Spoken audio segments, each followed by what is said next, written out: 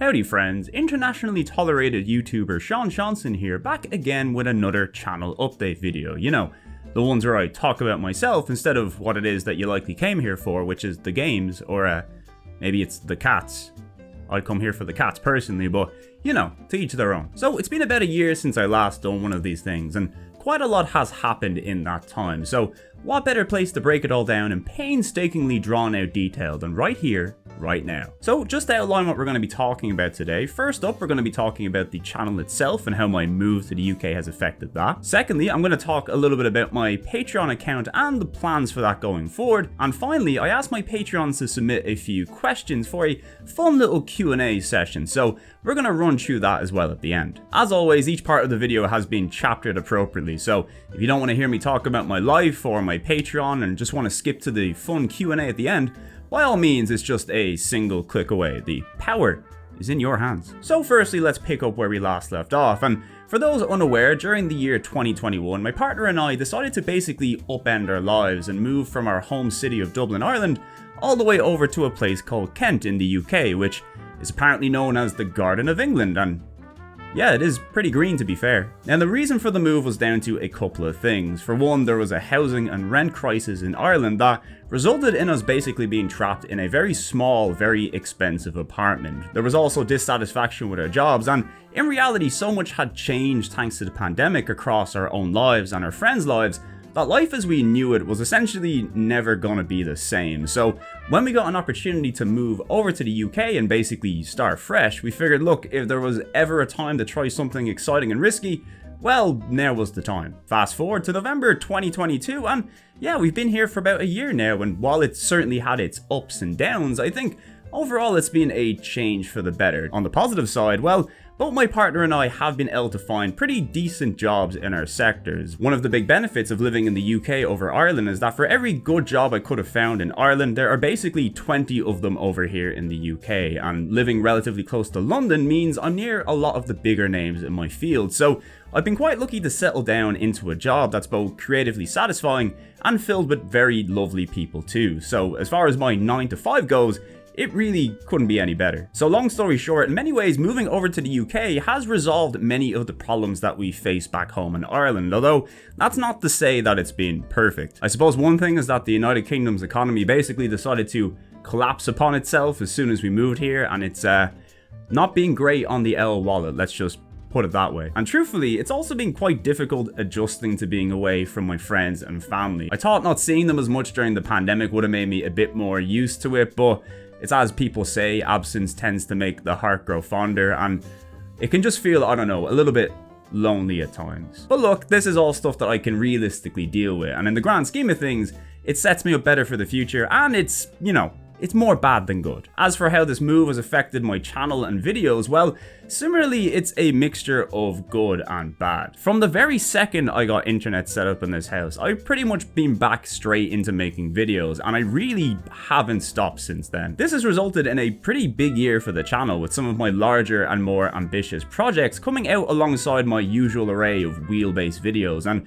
frankly, the support I've received from people since then has been absolutely incredible. It genuinely feels like there are people out there who are actually rooting for me to succeed, and you know, there are days where I think I'm in over my head, that I'm really not cut out for this whole YouTube business, and when you get to read some of these really supportive comments and hear positive feedback from people, it really does, I suppose, reassure me and make me feel like the path I'm on is the right one, you know? You know, I always say whenever I started this YouTube business, I kind of came from a selfish place. I did it for me, to creatively satisfy myself, to make the videos that I wanted to watch personally, but it really does feel like we're at the point now where I'm not just making them for me anymore, I'm making them for you, I'm making them to make people happy, and to hear the kind of feedback that it does and people really resonate with the stuff that I put out, well, it's an incredibly gratifying and humbling feeling when you can achieve that. So from the bottom of my heart to all of you, thank you so much. All that being said though, one of the things that I've kind of neglected to look after during this whole time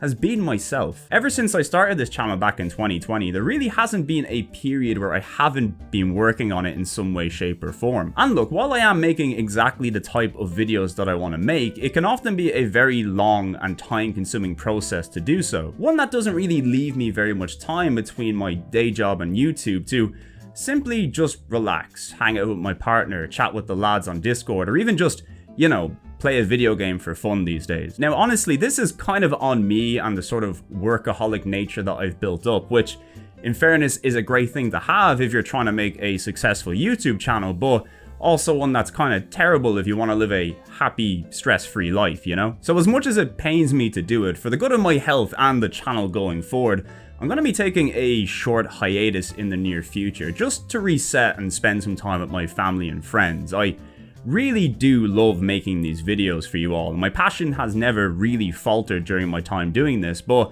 just to make sure that passion stays intact, I think a break every now and then is probably the right thing to do, so I hope you understand. So the plan I have in mind at the moment is to basically work a reduced schedule throughout November and December, with the goal being to have one decent length video released just before Christmas, a Christmas special, if you will. What that video is going to be about, well, I will leave it as a surprise until it eventually does show up. And from there on out, I plan on taking the entirety of January off to just, I don't know, play a JRPG or something. God, it's been so long since I played a JRPG. In the meantime though, I do plan on making a more regular return to live streaming, since they tend to take much less time and effort on my part, and it does at least mean I can stay active and present with you in some way, shape and form. And I don't know if it's worth hosting the streams on YouTube or Twitch. I'm not really the biggest streamy guy, so if any of you have a preference where you would like me to stream going forward, let me know in the comments, because I'd rather do, you know, one or the other just to not make it too complicated, but you know, whatever works best for you, I'm happy to deal with. Oh, and I should also mention as well, because I plan on taking the entirety of January off, I will also be freezing the Patreon payments for that month as well, because let's be fair, I don't plan on charging people for something if I'm not going to be actively working on it, since, you know, who would want to do that? And I suppose since we're talking about Patreon, what better time than now to segue into the Patreon segment, which probably isn't the best time to be talking about it since I just said I'll be taking a break, but you know,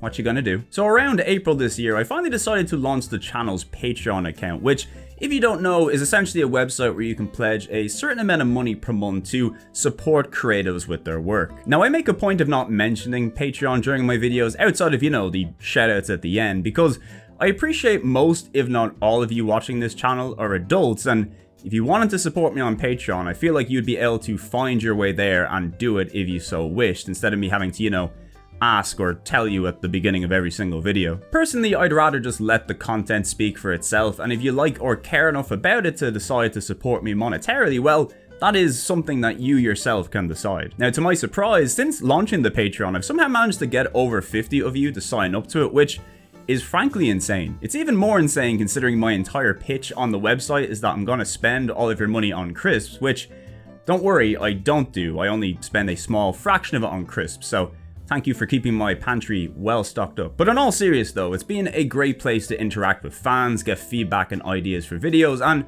most importantly, post pictures of my cats, which, in fairness, is probably the #1 reason to join, as of right now. Now, I'll be honest with you, my Patreon as it is right now doesn't really offer a whole lot besides personal interaction and shoutouts at the end of videos, and this has mostly been by design, because Patreon, while very beneficial, has also known to be a burden to some folks. What can happen is that people tend to end up offering lots of little perks and extras that can actually end up being distracting or take away from the reason that you ended up joining in the first place. And in my mind, the only reason that you're here at all is because of the videos that I put out on YouTube, and I don't really want anything to distract from the effort that, you know, goes into them. And on top of that, I've never really been a fan of the idea of gating off videos, exclusivity, discords, or things like that behind a monetary barrier. I know people have to offer up perks and bonuses to make it worthwhile to give over your hard-earned cash after all, but personally, I've just never really wanted money to get in the way of what you can see on this channel. Really, my Patreon is just a place where if you want to help support me and see me make more videos more frequently, well,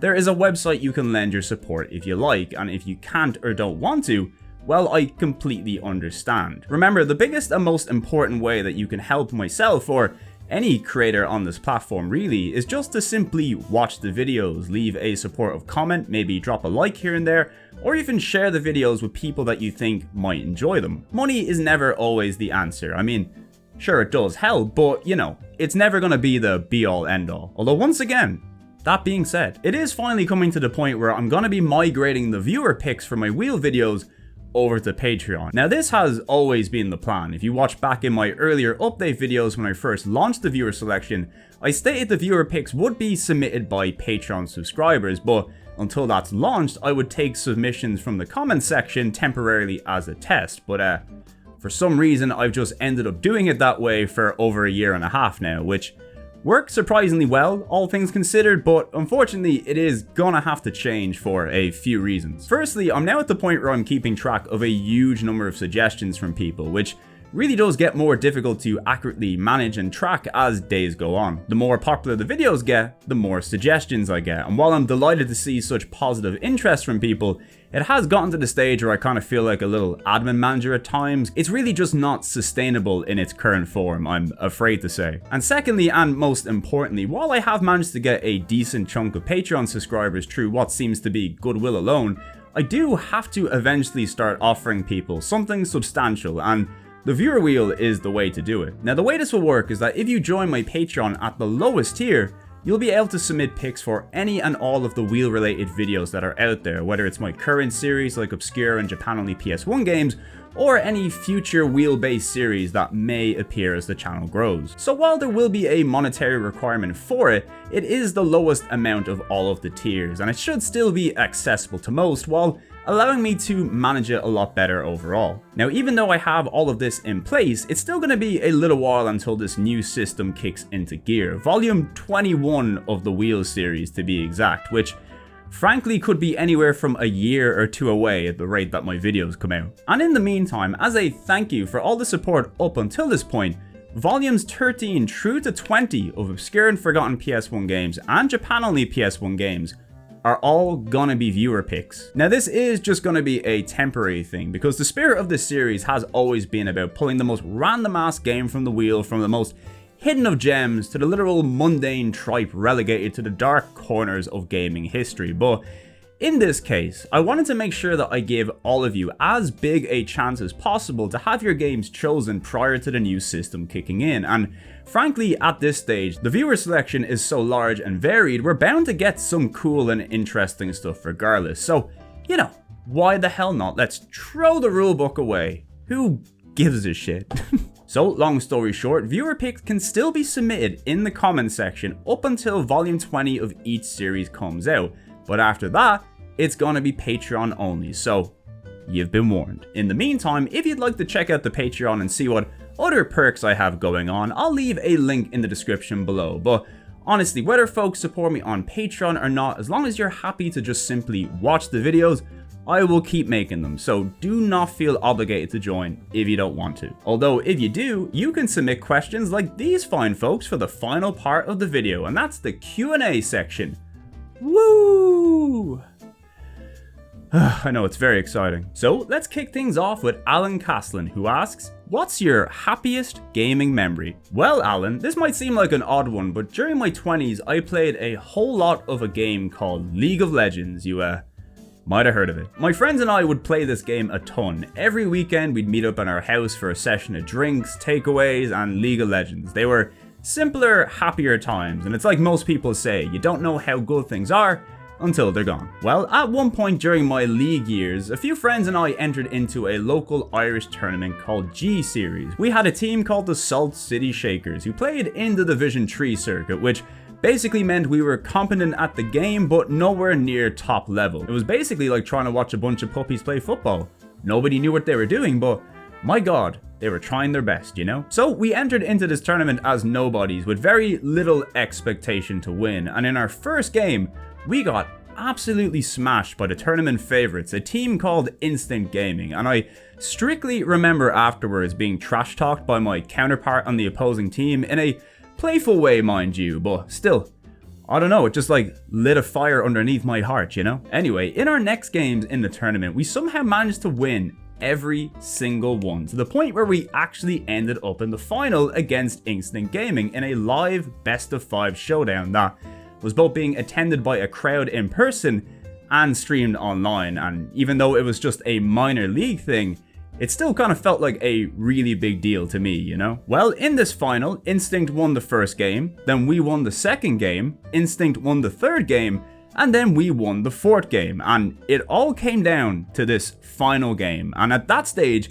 we'd been playing for nearly 4 hours, our only form of sustenance being the Monster energy drinks provided to us by the event sponsors. And needless to say, I was fucking wired. So we go into this final game with everything on the line, and we absolutely bottle it. They were playing great, and we were playing terribly. It got to the point that they were so far ahead, it seemed like it was impossible for us to win. But at one point towards the end, when it seemed like all hope was lost, I saw a chance for a Hail Mary play, the biggest play you can make in League of Legends, known as a Baron steal. And against all odds, it somehow worked. For Instinct, they may trade out Darius' life for it, but he's got a GA. He'll be K. It doesn't matter. And they're going to get onto Hecarim. A lot of damage goes down. He goes in. He stole it! He steals the Baron! That's the steal! And they kill off the Darius. Are you kidding me? This is insane. And Ducky goes down as well. This is a massive turnaround for them. They can't. Oh my god. This flip-flopped the game, and somehow we managed to pull it back from the brink of destruction and actually win the whole thing. It's game! Oh my god! Wow! Wow! That was Holy moly! It was an absolute mess, but one of the biggest bursts of joy and emotion I had ever felt in my life. Now granted, it was over very little in the grand scheme of things, but to our team in that moment in time, it meant everything and was the culmination of all of our hard work. And whenever I think of my happiest gaming moments, this is the one that always first comes to mind. Also, I just want to give a big shout out to our casters during that game, Ushin and Dagda, who actually went on to become international professional casters who work in the League of Legends scene. It's amazing to see two hardworking people achieve their dreams, so, you know, it's just another thing that makes me really happy to see. Anyway, time for our next question, which comes from Justin Drown. And he asks, what are some of your fond PSX related memories? Well, Justin, there's just so many, but I'll do my best to try and narrow it down. I suppose first off, I have a lot of fond memories of playing the original Tekken with my dad. Now, bless his soul, the man is absolutely not a gamer, but to his credit, he would always sit down with me and play games regardless, just to spend quality time together. I suppose whatever competitive spirit I do have is kind of derided from those experiences we shared, because while he isn't a gamer, he sure was an expert button masher and made sure to make me earn whatever wins I did manage to get. It's experiences like that that always want to make me do things with other people, even if I necessarily may not be interested in those things myself, because it can really mean a lot to people just to have somebody to share their passions with. So I always think of my dad putting up with my gaming bullshit, even if deep down he'd rather just be playing football in the garden, you know? And I suppose another fond memory I have, and this is kind of a cheat answer I guess, is just going to the rental store every Friday after school and picking out a new PlayStation game to play over the weekend. In reality, growing up, I didn't really own a great deal of PlayStation games. Most of my playtime came from magazine demos and game rentals. And let me tell you, getting a Happy Meal, a packet of Pokemon cards, and renting a new PlayStation game every Friday was like, I don't know, the perfect recipe for happiness in my youth. You know, life just couldn't get any better. So on to our next question, which comes from Kyle Winter, and he asks, any plans to give other consoles the same treatment as the PS1, either as a one-off special or as a natural extension over time from the PS1? Well, Kyle, as I may have mentioned in a past video, it was never really my intention to do an entirely PS1 focused channel. I just kind of really enjoyed exploring the library and just somehow fell into my niche, and well, here we are. But in saying that, I think focusing on a singular niche ended up really helping my channel in the long run, you know, because if you watch a Seanson video, you kind of know what you're gonna get, right? Of course, that being said, I did recently do a test video of sorts with another console covering some of the fan translations available over on the Dreamcast, which I really quite enjoyed doing. And it's likely if I do another console, it's gonna be under the exact same topic. As for what console I'd cover, well, it's definitely gonna be either the Saturn or PlayStation 2, since both of those align so closely with gens that I adore and each have amazing games to talk about. Although when it comes to properly looking at another console, doing full reviews, developer catalogs, and most importantly, wheelbase videos, I think the only logical answer is the PS2 really. It's the only games console with a library that's deeper and more varied than the PS1, and honestly, it's not really a question of if I'm gonna cover it, more of a question of when. Now, the biggest obstacle stopping me from doing that at present is time. I have so little time to do my PS1 videos as it is, and I really don't want to fragment the channel as it's, just starting to do so well. Although, funnily enough, the only stretch goal that I have on my Patreon is to reach $2,000, in which case, if I do, I will quit my actual job and begin working on PS2 content simultaneously alongside my PS1 videos. So, if any of you would like to see that in the future, well, you know where to go. Anyway, on to our next question, which comes from Silver Soliloquy, who asks, what is your favorite bad game, aka Kusoge, on any platform? Now, I know you only asked for one, but you know I love the number 3, so I'm going to give you 3. Obviously, there's the king of Kusoge, the impeccable Death Crimson on the Sega Saturn, a light gun shooter with absolutely flawless graphics and the best soundtrack ever composed. Another one I love is the construction vehicle fighting game on the PS2 called BCV, which alone is a wacky enough concept, but it's got an incredibly zany plotline to boot, so, what's not to love? You're tough, Gramps. Listen to me. You must succeed your father. I beg you, young master. Shut it, Gramps. I left because I didn't want to do just that, so he's dead. Still no reason to change my mind. Whoa, watch it! Easy there, Gramps, okay? And finally, I'm a sucker for pretty much anything the company American Laser Games has ever put out. All those live-action light gun games like Mad Dog McCree, Space Pirates, and Crime Patrol. They are all terrible games, but so goddamn funny. Perfect for playing with a few friends over. The best kind of Kusoge, really. Next up, we got a question from Pete MC, who asks, top 5 must-play games not on the PS1. Ooh.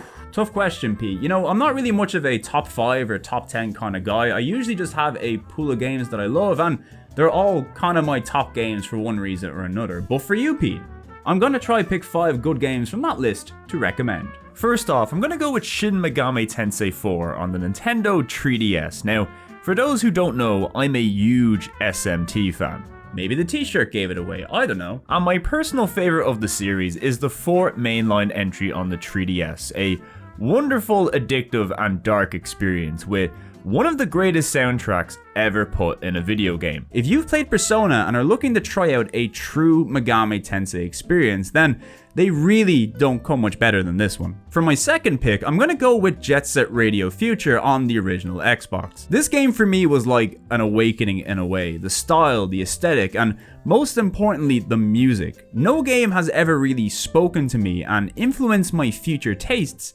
in a way that this one has. Now, I'll be the first to admit it's far from perfect on a gameplay level, but everything else it has to offer carries it well beyond its shortcomings, and it's easily one of my favorite games of all time. For my third pick, I'm gonna go with something a bit more recent, and that's a PC title called Inscription. Now, I enjoy the L card game from time to time. I've dabbled a bit in Magic and Yu-Gi-Oh, like I'm sure many of us have, and while there's plenty of card games on the market nowadays, I suppose I'm a little tired of the roguelite structure that many seem to emphasize, although when I got wind of Inscription and checked it out on a whim, I was quite literally blown away by the thing. It's not only a really good card game, but it has elements of horror and point-and-click adventure that just combine into this crazy game that completely subverts your expectations at every step. It's really one of those games that the less you know about going in, the better, but it's easily one of the most memorable games I have ever played, and a must try even if you aren't that big of a card game fan. It is really something else. For my fourth pick, I'm gonna go with the Resident Evil 2 remake, which,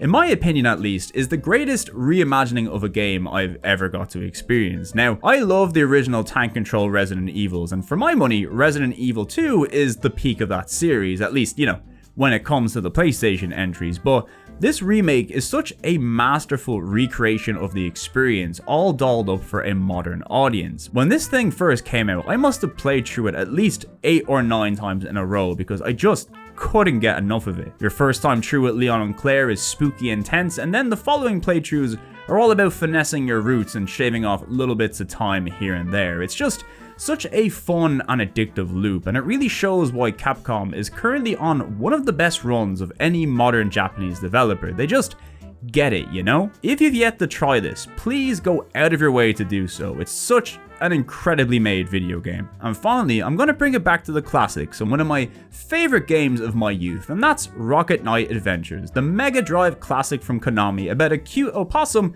in a suit of armor taking on an army of evil pigs with nothing but a jetpack and a dream. And well, a little sword too, I suppose. If you are looking for classic platformer gameplay, great music, cute characters, and just peak Konami excellence, well then this is one of the best games the Mega Drive has to offer, and it's always the first game I recommend to people looking for something cool to play on the platform, an all-time classic. Alrighty, next up we have a question from Globe99 who asks, top 5 SNES games. Alrighty, another top 5. Now, truthfully, the Super Nintendo is a console that I didn't really get into until much later in life, mostly when I started discovering emulators in the early noughties, but it really is a console that's hard not to love, and I've spent a lot of time since then playing through its catalog, so it shouldn't be too hard to whip up a decent top 5. So in no particular order, let's kick things off with my favorite action RPG on the platform, the wonderful Terranigma. Now this game is part of a trilogy of games from developer Quintet, the first being Soul Blazer, the second being Illusion of Gaia, and the final entry being Terranigma. It was a pretty late release on the console, and oddly one that never seen a release in North America, but did in Europe somehow. This, quite frankly, is one of the finest action RPGs ever made. The combat is fast-paced and satisfying throughout, the graphics are some of the finest on the console, the music is, of course, amazing, but for me, it's the game's story and themes that really carry it into being a full-on home run. I'm very lucky to own a physical copy of this thing, and it's easily my most prized Super Nintendo game, and if you've never tried it, well, you'd want to get on that ASAP. It is a masterpiece. My second pick is a Japan-only Gundam game, would you believe, and that's Gundam Wing Endless Duel, a 1v1 fighting game, and in my opinion at least, probably the best non-Street Fighter fighting game of the 16-bit era. Not only does the game look amazing on the visual front, but the gameplay is remarkably similar to later Capcom titles, feeling more like a cross between Gundam and an entry from the Versus series than something like Street Fighter 2, meaning the game is not only very easy to pick up and play nowadays, but it feels like something that could have been released on the PS1 or Saturn. If you're a Gundam fan, this one is a no-brainer, but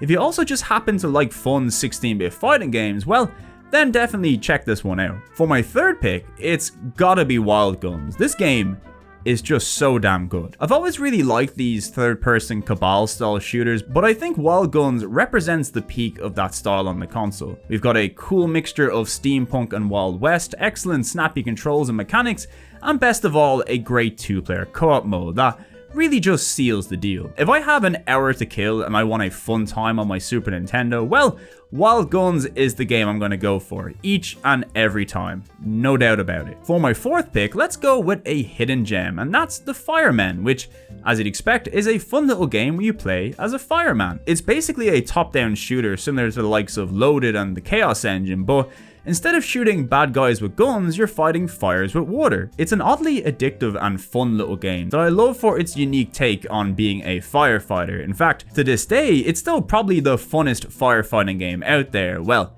you know, as long as you don't really care about how accurate your firefighting simulation is. But yeah, another great game that could really use a bit more love and recognition in my book. And finally, let's go with something a bit more well known, Mega Man X. I mean, what can you say about this bad boy that hasn't already been said to death? You take the original Mega Man formula, spruce it up on 16-bit hardware, add some edginess to appeal to the teen market, and add some sick dash moves and wall jumping, and well, you've got a classic on your hands. I've always been a big fan of the Mega Man games, and while X isn't my favorite in this series, that's X4 by the way, because, you know, 0. I still think the original X is one of the most well-rounded games in the whole series, a great showcase for the Super Nintendo, and easily one of the best games to ever come out on the console. But Hey, I'm sure you don't need me to tell you that. Okie dokie, our next question comes from Doma, who asks, are you looking forward to playing Steel Harbinger? Well Doma, oddly enough, yes I am. For those unaware, Steel Harbinger is a PS1 game that is very much floating about in the obscure and forgotten selection and is also Doma's current pick in the viewer wheel. Now my knowledge of it is quite limited and I believe the only time I've ever seen it pop up was briefly in a Metal Jesus video, but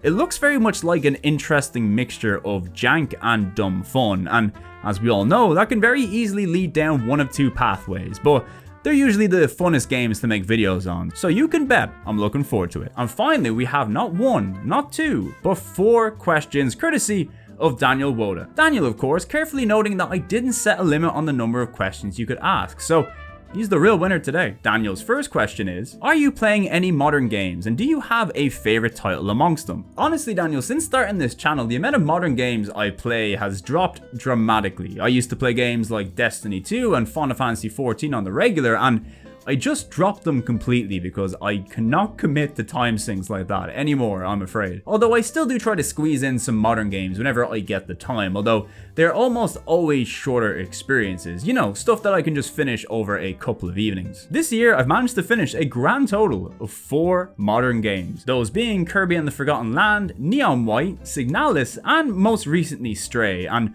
honestly, all 4 of them are kind of tied as my games of the year in a way. I really enjoyed all of them. That being said, if I had to pick one, I think Neon White is an absolutely incredible gaming experience with one of the sickest soundtracks ever put in a video game. And since it's probably the game with the lowest profile of the 4 that I've played, I'll say check out Neon White, that's the one to go for. Question number 2, name your top 3 worst and top 3 best from Japan-only PS1 games and obscure PS1 games. Oh, good question. And just in case any of you haven't watched all the episodes yet and want to avoid spoilers, here are the timestamps to skip this question if you like.